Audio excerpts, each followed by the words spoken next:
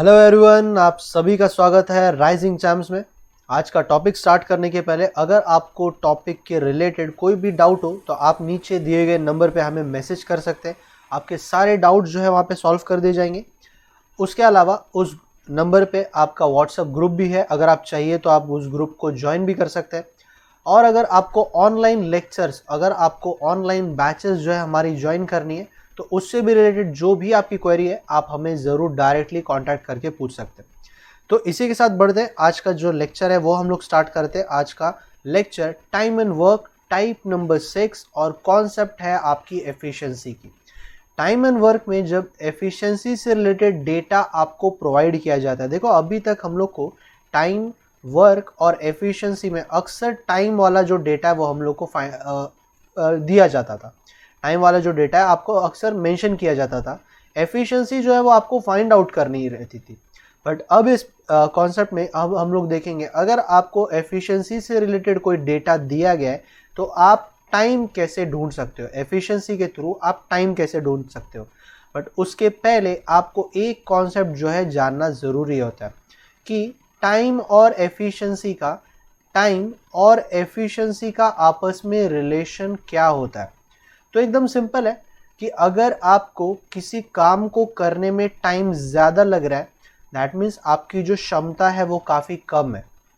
Simple, अगर आपकी capacity ज़्यादा होती, अगर आपको क्षमता ज़्यादा होती, आपकी स्किल पावर ज़्यादा होती, तो उस काम को करने में आपको जो टाइम है वो कम लगता। राइट है, आई थिंक आप समझ रहे हो मैं क्या बताने की कोशिश कर रहा हूँ कि टाइम जो होता है और एफिशिएंसी जो होती है वो एक दूसरे की इन्वर्सली प्रोपोर्शनल होती है।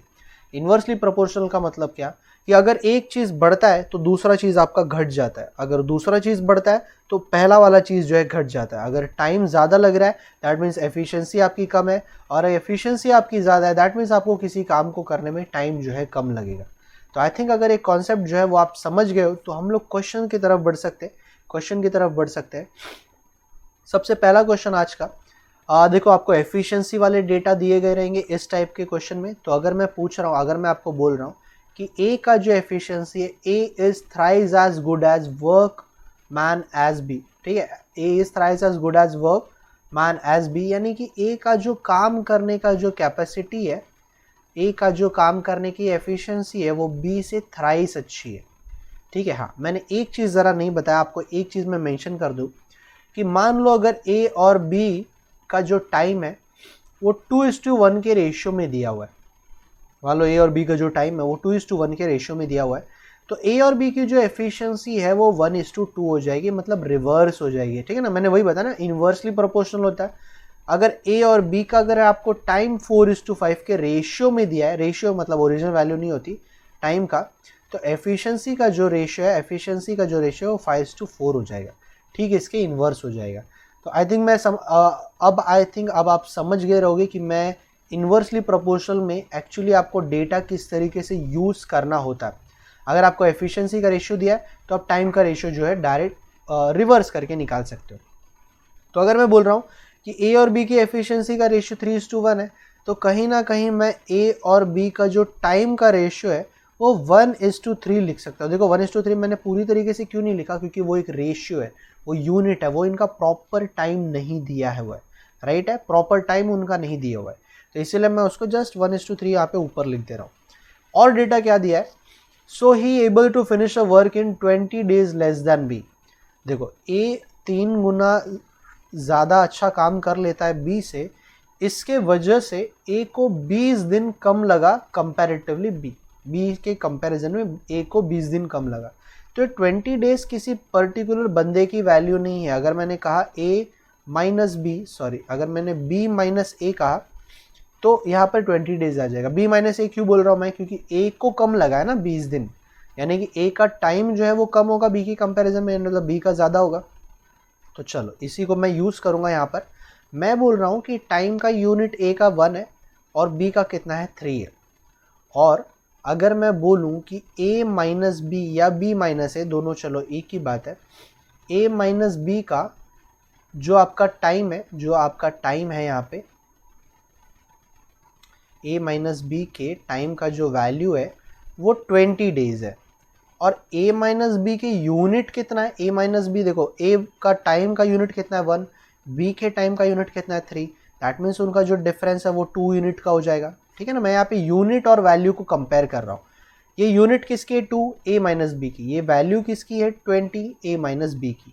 बस यूनिट और वैल्यू दो अलग अलग चीज़ें। यूनिट यानी कि वो जो ओरिजिनल वैल्यू नहीं होती। यूनिट जैसे कि अगर मैं एग्जांपल लूँ तो आपके घर पे जो बिजली का बिल आता है, बिजली का बिल जो आता है वो रुपीज़ में होता है, बट अगर आपने मीटर बॉक्स में चेक किया तो आपको यूनिट में दिखता है। तो यूनिट जो होती है वो कंपेयर करने वाली वैल्यू होती है, कंपेयर करने के काम में आती है। और अगर अब मैंने पूछ दिया कि इन how many days will be finish the work, तो बी का टाइम पूछा है, तो अगर मैं बी लिख दूँ, बी का टाइम का यूनिट कितना है, बी का टाइम का यूनिट है 3, तो यहाँ पर 3 लिखकर क्वेश्चन मार्क, और इसको मैं कंपेयर करूँगा। और कंपेयर कैसे करूँगा कि यहाँ पर question mark equals to 20 into 3/2, और इसका आंसर कितना आ जाएगा 30 डेज आ जाएगा। कितना आ जाएगा 30 डेज आ जाएगा। तो यहाँ पर मैं अगर 30 लिख रहा हूँ तो ए को 20 दिन कम लगा, यानी कि ए 10 आ जाएगा। ठीक है ना, आप यहाँ पे वर्क भी निकाल सकते हो, एफिशिएंसी भी आपको सेम मिल जाएगी। तो मैं यहाँ पे यही बोलने की कोशिश कर रहा हूँ कि आपको कौन सा डेटा दिया गया है, किस चीज़ की वैल्यू है ये 20, ये a माइनस बी की वैल्यू है, तो a माइनस बी का यूनिट भी ढूंढ लो आप। और यूनिट आपको कहाँ से मिल रहा है कि सर a और b की जो एफिशिएंसी है वो 3:1 है, तो b और a और b की टाइम की जो यूनिट है, टाइम का जो वैल्यू है वो 1:3 के रेशियो में होना चाहिए। वो कुछ भी हो सकता है, बट रेशियो जो है 1:3 का ही होना चाहिए। चलो, अगर नहीं समझ में आया कोई बात नहीं, हम लोग इसके और क्वेश्चंस देखेंगे। इसके कुछ मैंने ज़्यादा क्वेश्चन लिए क्योंकि इसमें वैरायटी भी थोड़ी ज़्यादा है, तो आप लास्ट तक ज़रूर बने रहिए। राम और शाम का कंपैरिजन है। राम का जो वर्क है वो ट्वाइस एज फास्ट एज शाम है, तो ट्वाइस एज फास्ट एज शाम मतलब वो टाइम नहीं है, वो एक्चुअली उनकी एफिशिएंसी का कंपैरिजन है। तो राम का अगर ट्वाइस है एफिशिएंसी शाम से, तो ये 2 हो जाएगा, 1 हो जाएगा। कहीं ना कहीं टाइम का जो एफिशिएंसी है वो 1:2। चलो, कितना होगा, तो पहली बात तो ये देख लेते हैं, वर्किंग टुगेदर, अगर दोनों ने साथ में काम किया तो इस काम को कितने दिन में ख़त्म कर देंगे, 15 डेज में ख़त्म कर देंगे।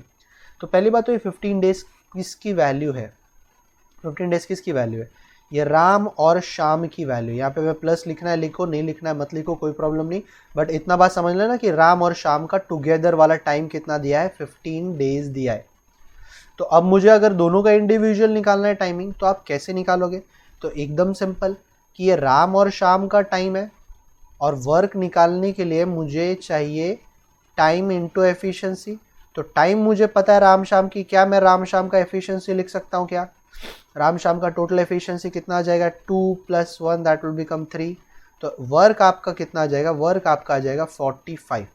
ठीक है, जिनको मैंने सर्कल किया है, ओके, ये सर्कल नहीं करना चाहिए क्योंकि ये आपको क्वेश्चन में नहीं दिया है, सॉरी क्वेश्चन में डेटा दिया है, ये डेटा जो है मैंने बाय ऑब्जर्वेशन निकाला।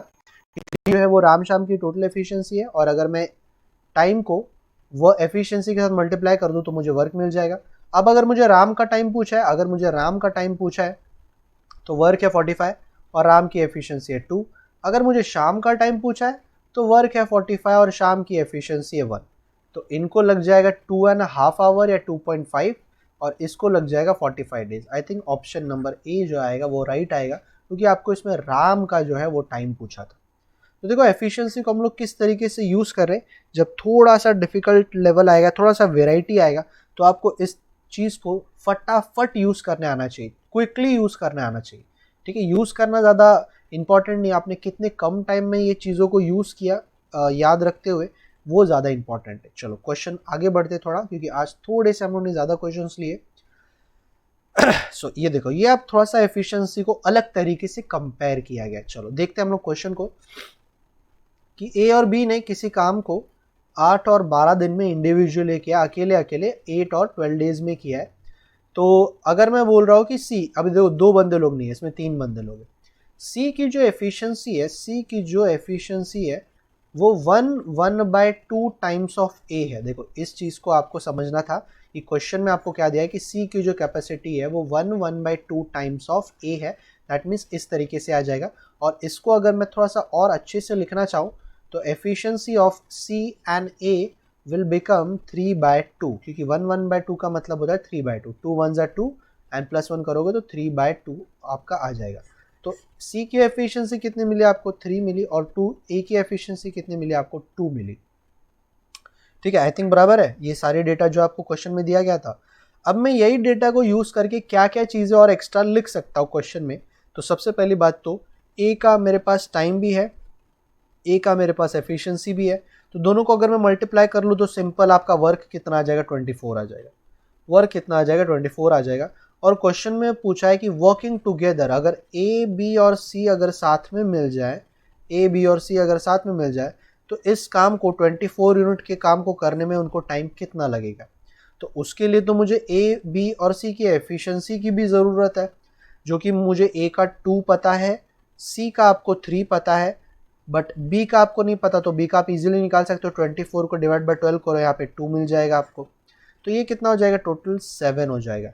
टोटल कितना हो जाएगा, ये आपका 7 आंसर जो आ जाएगा वो आ जाएगा।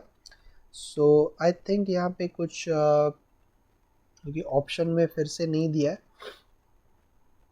ओके तो मैंने यहाँ पे गलती क्या किया कि 8 टूज़ा होता है 16 और मैंने लिख दिया 24। चलो कोई बात नहीं, रिकॉर्डिंग है तो आई थिंक कम्युनिकेशन गैप हो जा रहा है, तो कोई बात नहीं। चलो 8 टूज़ा होता है 16, तो 16 यहाँ पर आ गया।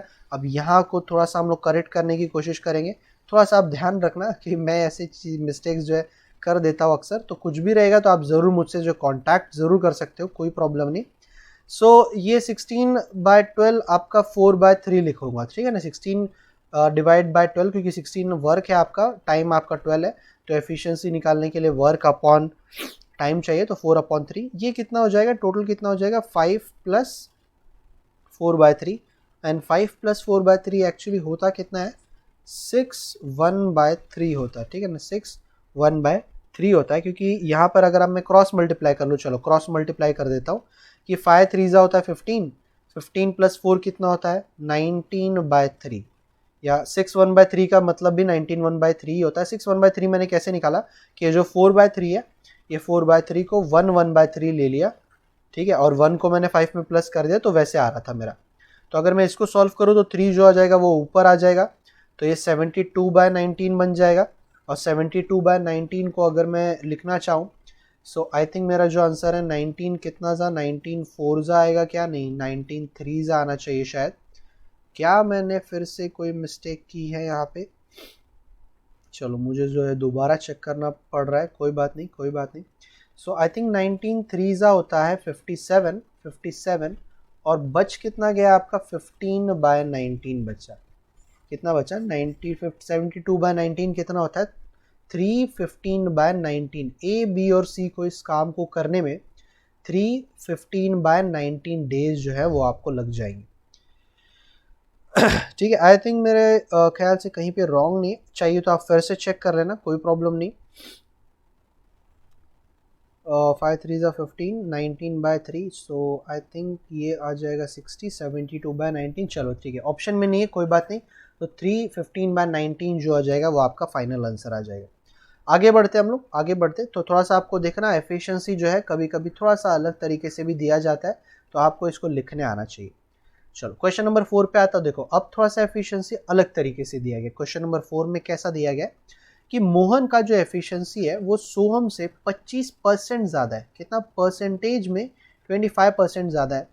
तो मान लो अगर सोहम का एफिशिएंसी अगर 100 होता, 100% होता, कंसिडर कर लो, तो मोहन का एफिशिएंसी 25% ज़्यादा है, मोर दिया है, 25% ज़्यादा है, तो यहाँ पे मैं 125 लिखता।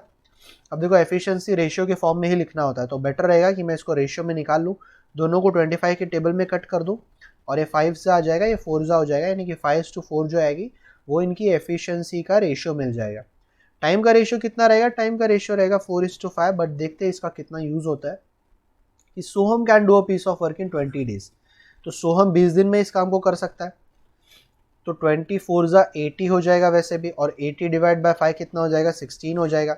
तो ये जो दोनों डेटा है वो मैंने बाय ऑब्जर्वेशन से निकाल लिया, ठीक है ना। अब देखो थोड़ा सा आपको फास्ट होना पड़ेगा। So in how much time will Mohan alone can finish the work, तो मोहन अलोन जो है 16 डेज लग रहा है। और वर्किंग टुगेदर मतलब जब मोहन और सोहन दोनों साथ में होंगे तो इनकी एफिशिएंसी जो हो जाएगी वो 9 हो जाएगी। वर्क जो है वो 80 है, तो 80 डिवाइड बाय 9 लिखूंगा मैं, जो कि आंसर होता है 8/9, क्योंकि 9 8 होता है 72, और 72 के बाद आपका 8 बच जाएगा, तो 8/9, यानी कि ऑप्शन नंबर ए जो आ जाएगा वो आपका राइट आंसर आ जाएगा। तो थोड़ा सा आपको क्विकली जो है आंसर निकालने आना चाहिए, ठीक है ना। डेटा को देखो हम लोग किस तरीके से यूज़ कर रहे हैं कि आप ऐसे भी बोल सकते थे कि सर 5 यूनिट का वैल्यू 20 है तो 4 यूनिट का वैल्यू कितना होगा, आप ऐसे भी निकाल सकते थे, कोई प्रॉब्लम नहीं। बट हम लोग को पता है कि वर्क हम लोग यहाँ पे निकाल पाएंगे क्योंकि सोहम का टाइम और सोहम का एफिशिएंसी मुझे जो है क्वेश्चन के थ्रू ही मिल गया था, तो एफिशिएंसी की ज़रूरत, मतलब रेशियो की, टाइम के रेशियो की मुझे ज़रूरत यहाँ पे नहीं पड़ी। चलो कुछ और क्वेश्चन हम लोग देखने की कोशिश करते हैं क्योंकि थोड़ा सा डिफरेंट आते जाएगा। स्किप मत करना क्योंकि जैसे जैसे हम लोग आगे बढ़ेंगे क्वेश्चन की वेराइटी थोड़ी सी बढ़ती जाएगी। सो मैं यहाँ पे बोल रहा हूँ कि efficiency, the ratio of efficiency of 2 worker, चलो वर्कर ए वर्कर बी मैंने नाम दे दिया दोनों को, 3:2 है। 3:2 टाइम नहीं है, उनकी एफिशिएंसी है 3:2। और मैं बोल रहा हूँ they work together if they complete a work in 6 days, तो ए और बी का ये टुगेदर वाला टाइम दिया है, तो टुगेदर वाला एफिशिएंसी भी आप ले लो, ठीक है ना। टुगेदर वाला एफिशिएंसी भी आप ले लो जो कि एफ आई। तो मुझे अगर एफिशिएंसी पता है, टाइम पता है सेम बंदों का ए बी का, तो आप वर्क निकाल सकते हो यहाँ पे। तो इन how many days will they do it work respectively, तो 30 divide by 3 that is 10 and 30 divide by 2 that is 15। तो बाय ऑब्जर्वेशन से, चलो ये सिंपल क्वेश्चन था, एकदम सिंपल था, तो मैंने फटाफट जो है इसके आंसर्स निकाल ले। चलो थोड़ा सा आगे बढ़ते हैं क्योंकि ये थोड़ा सिंपल हो गया अपना। अब देखो, अब थोड़ा सा आपको जो है अलग तरीके से चीज़ें जो है मेंशन किया गया। तो सबसे पहला जो डेटा है, A can do 3/4 of the work in 12 days. थोड़ा सा ये डिफरेंट दिया है कि ए अगर पूरा काम नहीं, अगर 3/4 ऑफ द वर्क जो है, 3/4 ऑफ द वर्क अगर वो 12 दिन में कर सकता है, तो टोटल टाइम कितना लगेगा इसको पूरा काम खत्म करने के लिए, टोटल टाइम, क्योंकि ये तो सिर्फ 3/4 ऑफ द वर्क किया ना।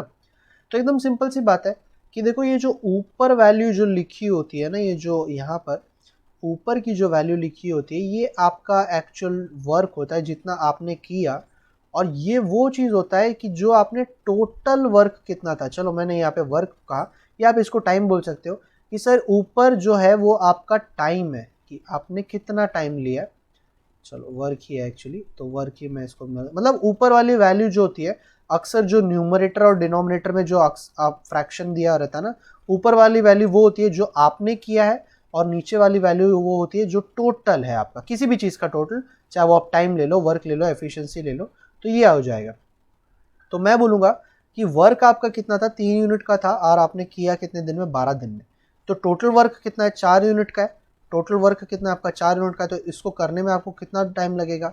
या फिर बहुत लोगों ने तो आंसर अभी भी दे ही दिया होगा कि सर टोटल ए का जो वर्क है वो 16 दिनों का है। एक उस काम को करने में टोटल 16 डेज, 16 डेज आपको लग जाएंगे। और मैं अगर बोल रहा हूँ कि इन how many days he can, चलो यहाँ पर 2 पर्सन नहीं है, इन how many days can he finish 1/8 of the work, 1/8 of the work जो है वो कितने दिन में कर सकता है।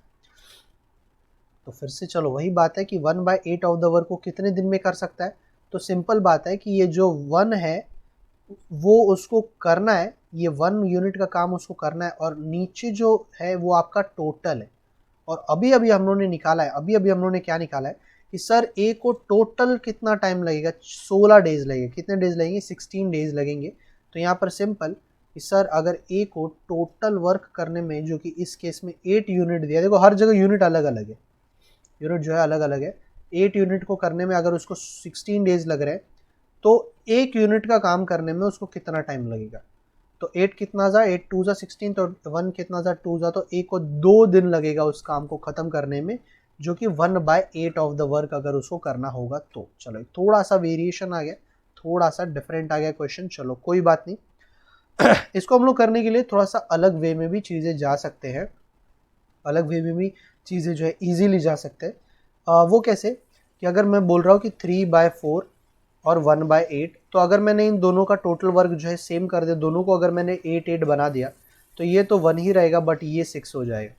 तो आप ऐसे बोल सकते हो कि सर 6 काम को करने के लिए उसको 12 दिन लगा, तो 1 यूनिट के काम को करने में कितना दिन लगेगा। अभी भी आपको आंसर 2 ही मिलेगा कि सर अगर मैंने दोनों का वर्क जो है इस केस में सेम कर दिया, दोनों का वर्क को अगर मैंने 8 बना दिया, कितना बना दिया मैंने, अगर दोनों के वर्क को मैंने 8 बना दिया, तो ये तो 1 रहेगा क्योंकि इसके पास पहले से 8 था।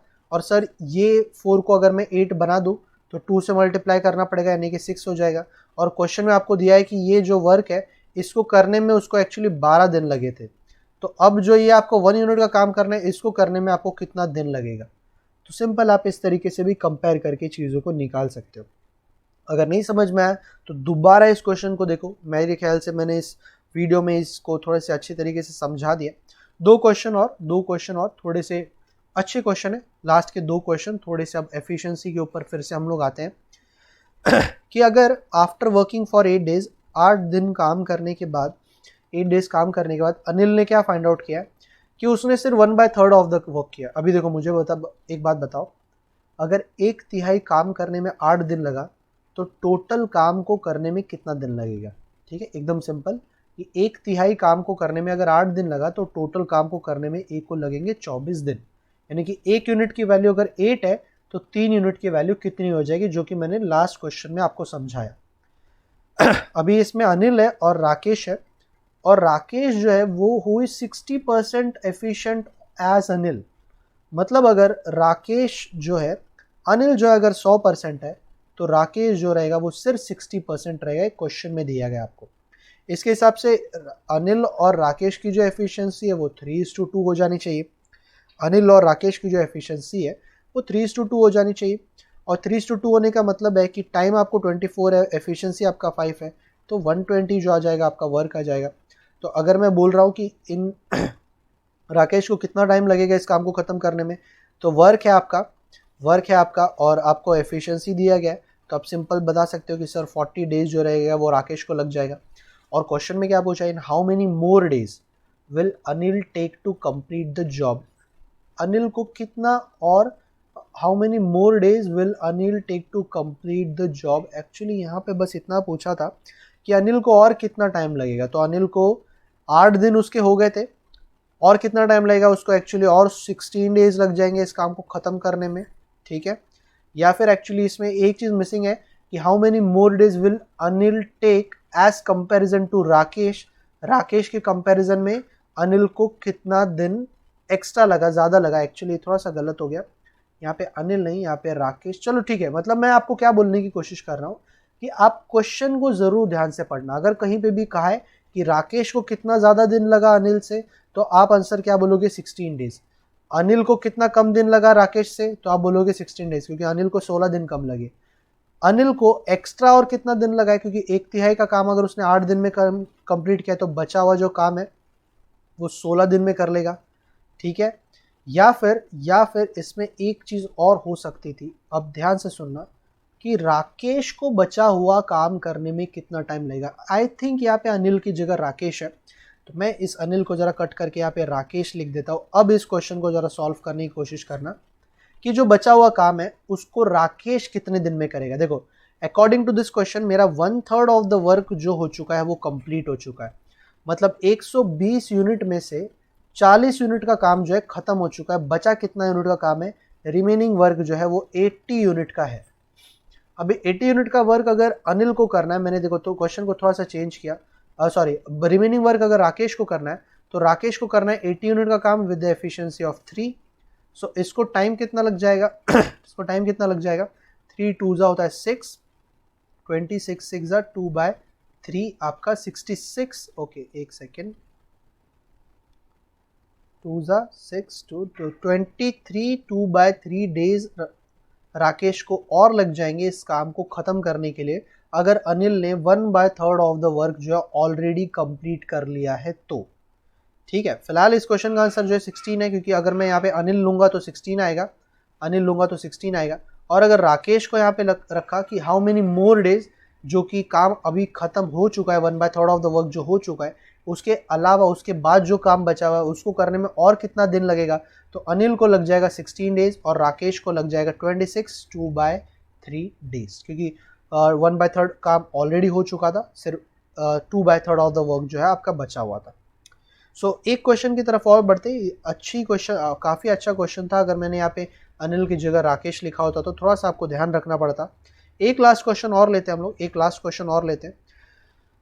सुरेश ने किसी काम को फिनिश किया है himself in 42 days and Mahesh ने Mahesh who is 1.5 time more efficient than Suresh. चलो अब इसको आप कैसे लिखोगे, मोहन का, महेश का जो एफिशिएंसी है वो 1/5 टाइम्स मोर है। 1/5 टाइम नहीं है, अगर 1/5 टाइम होता तो 1 इधर और 5 इधर, और मोर का कहा गया है तो सर अगर सुरेश 5 है तो 1 ज़्यादा होगा उससे, मतलब 6 हो जाएगा। 1 मतलब उससे ज़्यादा है। किससे ज़्यादा है? जो नीचे वैल्यू लिखी होती है टोटल वाले से, तो टोटल वाले से ज़्यादा है, मतलब मोहन 6 है और सुरेश जो है वो 5 है। तो आई थिंक ये आ जाएगा 210 आ जाएगा इसका वर्क। और अगर मैं पूछूं कि require x days to finish the work by working all by himself. All by himself मतलब क्या? कि महेश के बारे में बात कर रहा है कि महेश जिसकी एफिशिएंसी जो है सुरेश से 1/5 टाइम ज़्यादा है, उसको कितने दिन लग जाएंगे to finish the work by working all by himself. तो वही बात है कि वर्क दिया है, आपको एफिशिएंसी पता चल गई है, तो इसका आंसर कितना आ जाएगा? आई थिंक 35 जो आएगा वो इसका आंसर आ जाएगा। महेश को इस काम को अलोन करने में 35 डेज जो आ जाएंगे वो लग जाएंगे। तो ये एक्चुअली काफ़ी सिंपल सा कॉन्सेप्ट है, क्योंकि आपको सारे का सारा जो डेटा है वो एफिशिएंसी के ऊपर दिया था। इसमें कुछ डिफ़िकल्ट चीज़ें और बन सकती है, तो आप ज़रूर इसको प्रैक्टिस करो। कुछ भी डाउट रहेगा तो हमें पूछ सकते हैं आप। आज का लेक्चर जो है वो यहीं पे फिनिश होता है। और अगर आपको हमारा ये वीडियो पसंद आया है तो प्लीज़ हमारे चैनल को ज़्यादा से ज़्यादा शेयर करिए, लाइक करिए एंड मोस्ट इम्पॉर्टेंट सब्सक्राइब करना ना भूलिए। तो मिलते हैं अगले वीडियो में, तब तक के लिए take care and good bye.